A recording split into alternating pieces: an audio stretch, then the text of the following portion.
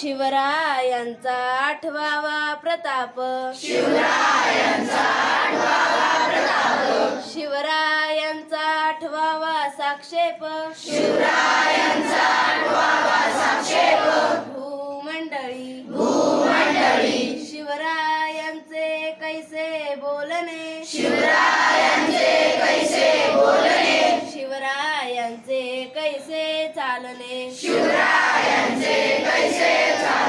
शिवरायांशी सलगी देणे, कैसी असे सकल सुखांचा केला त्याग, म्हणून साधिजे तो योग,